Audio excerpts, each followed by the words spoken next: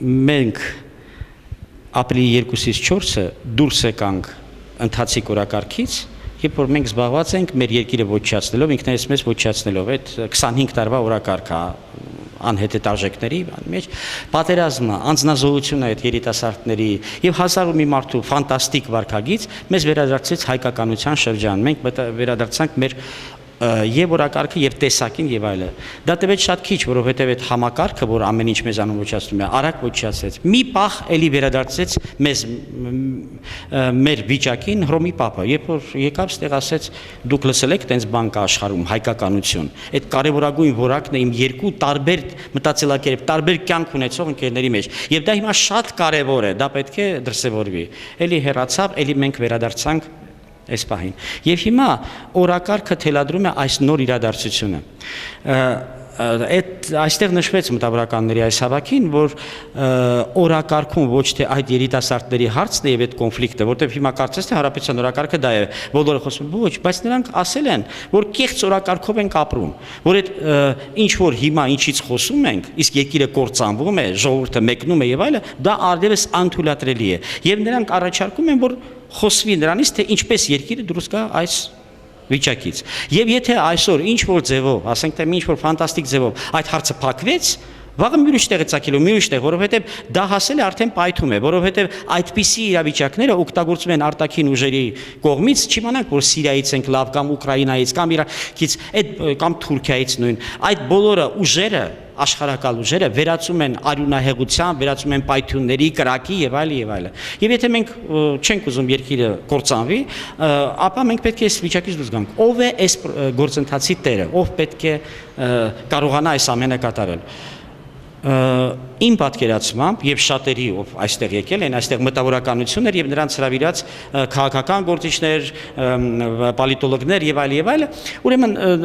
պատկերացում դա է, որ այդ գործառույթը կարող է կատարել մտավորականությունը, հատկապես որ կա մտավորականության ֆորում։ Բանն այն է, որ վերջի ժամանակներին մտավորականություն անվան տակ շատերը հանդես էին գալիս, այն մարդիկ են, ովքեր ողբերգություն են ունեցել, ուրեմն մնալ սոված եւ սոված վիճակում օգտվել իշխանության կերակրատաշտից։ Եվ հիմա փառապանում են եղած համակարգը, կռվում դրա ուրեմն հակառակորդների դեմ եւ տպավորություն է ստեղծվում, թե մտավորականությունը սա է, դա այդպես չի։ Այդ ողբերգական վիճակում գտնվող մարդիկ են, նրանց հանգիստ թողնենք, այդպես է եղել։ Հիմա ով ինչի համար է, ոնց է ինքը իր մեջ թող գնահատի տեսնելով մարդկանց ուրեմն վերաբերմունքը իրեն եւ այլն։ Կարևորագույնը դա է, որ լինեն ուրիշ այն իսկական մտավորականություններ, որ հիմնադրել էին Տիկին Սիլվա Կապուտիկյանը, Օհան Դուրյանը, գեներալ Սիմոնյանցը, ակադեմիկոս Ղազարյանը, Խորեն Պալյանը եւ մյուսները, որոնք դարձել են ազգի խիղճը, որոնք էությունը, այդ հայկականությունը,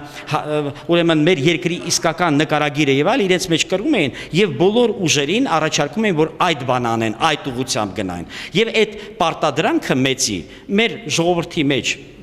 ամենակաշառակեր պաշտոնյայի մեջ նստած է, բոլորի մեջ։ Մենք 90-ականների սկզբից որոշեցինք, որդեգրեցինք օտար արժեքներ,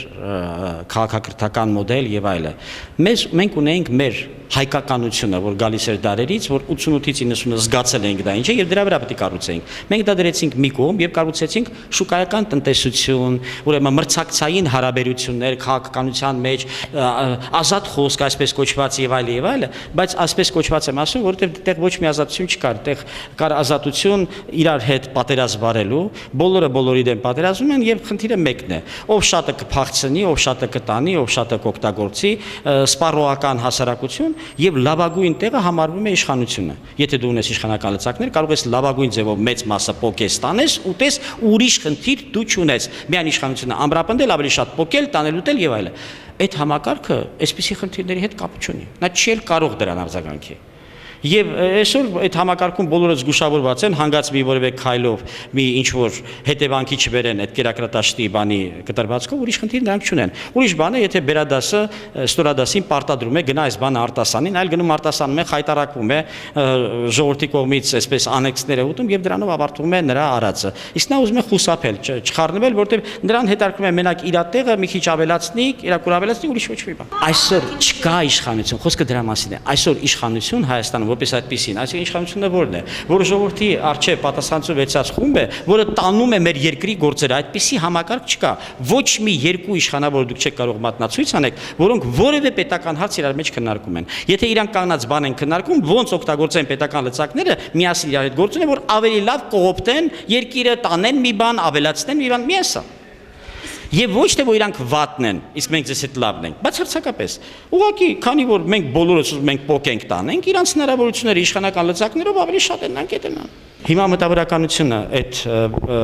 գործառույթը սկսում է, ասացի, ուրեմն այդ բոլոր քայլերը կատարվելու են եւ կարծում եմ դա կդառնա շատ կարեւոր համադրող օղակ եւ կարող է եւ այս կոնֆլիկտային իրավիճակը կապած տղաների հետ այդ խորենացու փողոցում ստեղծված իրավիճակի հետ, բայց դա խնդրի այսպես փոքր մասն է, իհարկե սուր մասն է, բայց փոքր մասը։ Մեծ հաշվով խնդիրը հետեւյալն է. ինչպես անել, որ երկրում սկսի դրական գործընթաց, որ երկիրը սկսի բնականon հունը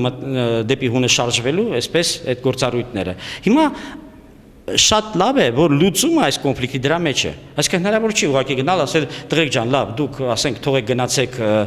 Նիցայի ափում, Նիցայել վտանգավոր է հիմա գնալը։ Մի խոսքով մի լավ տեղ գնացեք, հանգստացեք,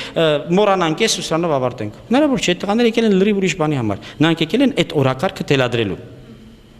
Եվ հիմա այսպես է, օրակարգն էլ այնպես է, դա ժողովրդի ասած օրակարգն է, որ ոչ ոք չէր ուզում քննարկել։ Հիմա նրանք եկել են, ասում են, մինչև այդ օրակարգը